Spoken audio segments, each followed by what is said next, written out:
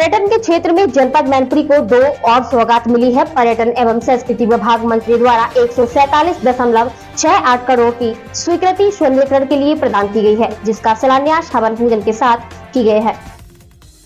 जनपद मैनपुरी विकसित क्षेत्र की तरफ कदम बढ़ा रहा है और इसी कड़ी में नगर का ऐतिहासिक और प्राचीन घंटाघर चौराहे का भी सौंदर्यीकरण होने जा रहा है।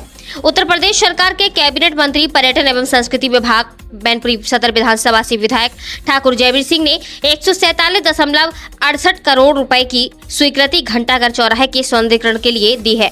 सिर्फ स्वीकृति नहीं दी, बल्कि अब सौंदर्यीकरण के लिए पहला कदम भी आगे बढ़ा दिया है।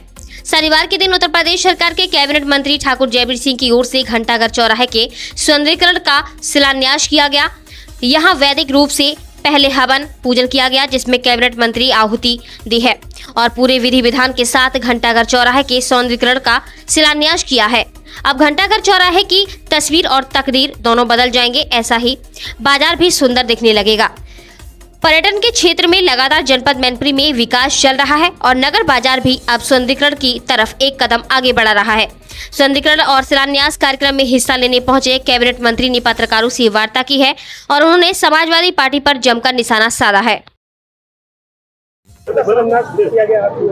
मैनपुरी के सबसे हार्ड प्लेस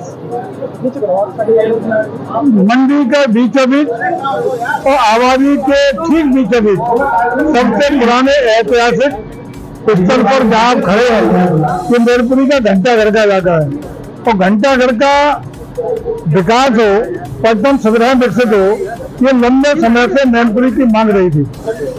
हम लोगों ने न सिर्फ पर्यटन विकास किया, योजना देने का काम किया है, बल्कि मैनपुरी का सबसे ऊंचा राष्ट्रीय ध्वज भी यहाँ स्थापित कराएंगे, जो मीलों दूर सड़के मैनपुरी की आन बान शान बढ़ाने का काम कराएगा। और यहाँ जो पर्यटन सुविधाएं विकसित होंगी, उससे यहाँ के आसपास के रहने वाले, यहाँ के पे श्रद्धा भाव रखने वाले सभी लोगों के लिए इस तरह का डेस्टिनेशन डेवलप हो जाएगा कि लोग सुबह शाम बैठ करके यहाँ बुजुर्ग युवा अपने स्वास्थ्य के लिए भी लाभान्वित हो, यहाँ पौराणिक जिसका महत्व उसके प्रति भी जागरूक हो।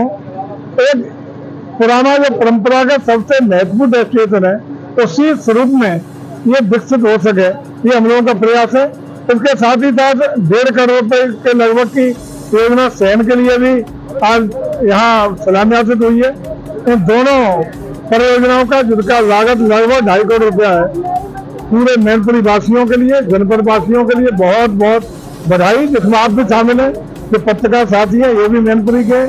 आप सब लोगों को बहुत बहुत बधाइयाँ, शुभकामनाएं। मंत्री जी, जीएसटी रिफॉर्म किया गया है, उसमें बिजली का टैक्स घटाया, उस पर कांग्रेस काफी निशाना साध रही है। कांग्रेस की प्रवक्ता शुक्रिया है, उन्होंने कहा कि राहुल गांधी बिहार में जाकर के बिहार के लोगों बिना डरे गले लगा रहे हैं। तो क्या बिहार के लोग इतने अच्छे हैं या उनसे डर किस बात का है? देखिए, हमें लगता है बिहार ऐसा स्टेट है जो राजनीतिक रूप से, सामाजिक रूप से, बौद्धिक रूप से बहुत ही संपन्न और समृद्धशाली स्टेट है।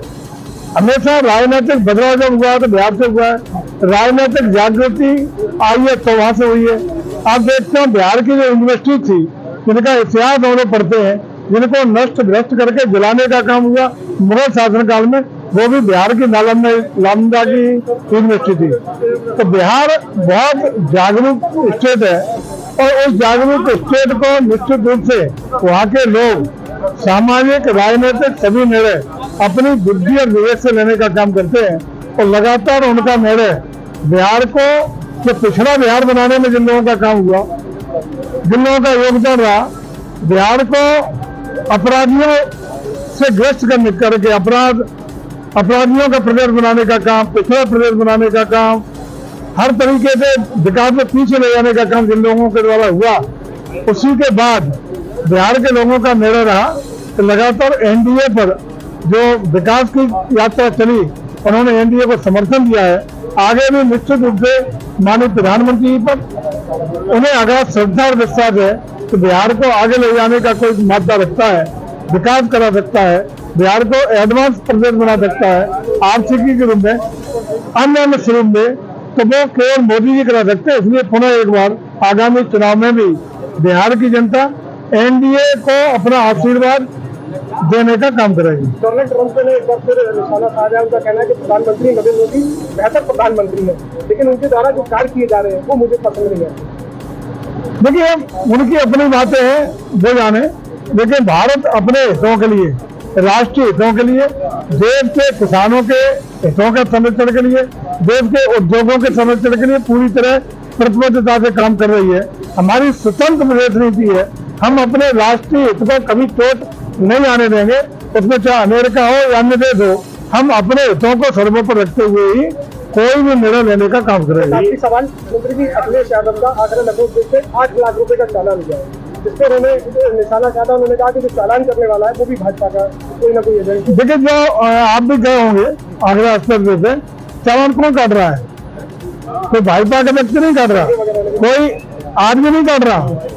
इलेक्ट्रॉनिक उपकरण है, स्वतः स्पीड जब बढ़ती है तो अपने आप करता है। इसका मतलब इससे बड़ा झूठ, इससे बड़ा फर्जी फिल्म को हो नहीं सकता।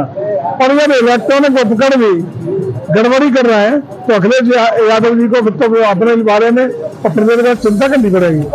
ये तो ऐसी चीज है जिसका किसी का बस ही नहीं है। जो भी ओवर स्पीड होगा वो किसी की भी गाड़ी उसका चालान कटेगा, उसमें किसी का मानवीय अच्छे है ही नहीं।